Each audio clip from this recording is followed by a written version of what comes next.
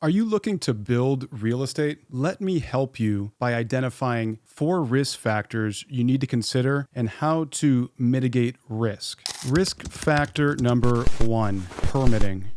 The permitting period can have unpredictable timelines because the ball is in the city's court. It really comes down to their workload, the amount of feedback and notes and responses they need to give you, and then local zoning ordinances.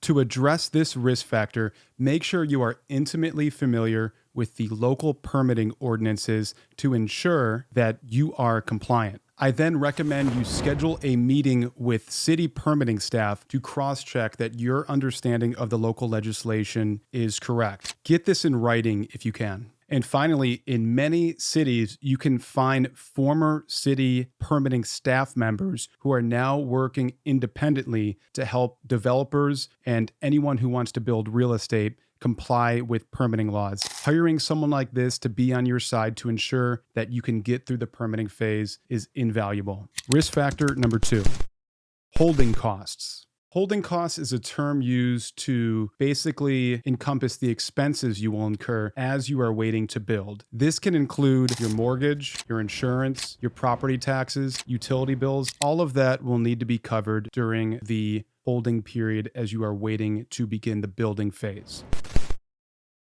So the first and most obvious way to mitigate risk on holding costs is to be well capitalized and to have a surplus of money in reserves. The second thing you can do is if you're buying land that you want to build on that already has an existing structure, that gives you an advantage. You can now rent out that existing structure and have land that is producing income as you wait for permits and the right to build. Risk factor number 3, your general contractor and construction team. The 2 biggest risk factors once the construction phase begins in your real estate development project are your general contractor finishing on time and on budget. Builders or general contractors can fall behind on the development of your project due to employees leaving them, calling in sick, or even material or supply related shortages. General contractors can go over budget on your real estate development project due to price changes in materials and supplies that they did not anticipate.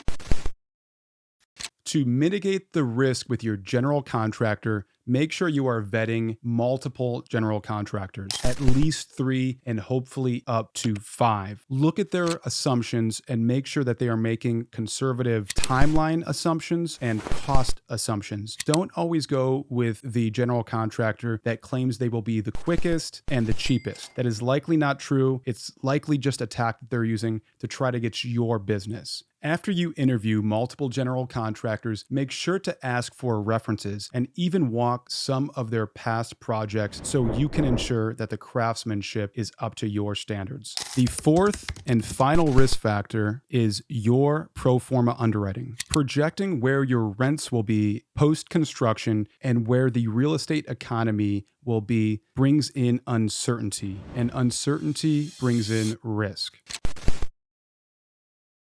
As a hedge on this risk, do not plan for any rent growth should something happen in the economy. Additionally, as a further hedge on this risk, underwrite that the real estate economy will decline. You can do this by lowering the cap rate from the current market cap rate, or if you're doing residential real estate, decreasing the price per square foot. So if you're currently in a market that is a 4% cap rate, you might want to bake in an assumption that you're going to be selling at a 4.5% cap rate. If you're buying in a market and building in a market where residential real estate is selling for $300 per square foot, assume that when you go to sell, that it'll be 10 to 20% less than that $300 per square foot in the event the economy declines. If you correctly address these 4 risk factors with the 4 mitigation factors that I stated, you will be well positioned to succeed in your next real estate development endeavor. Visit my website, investormike.com, for more free real estate investing content.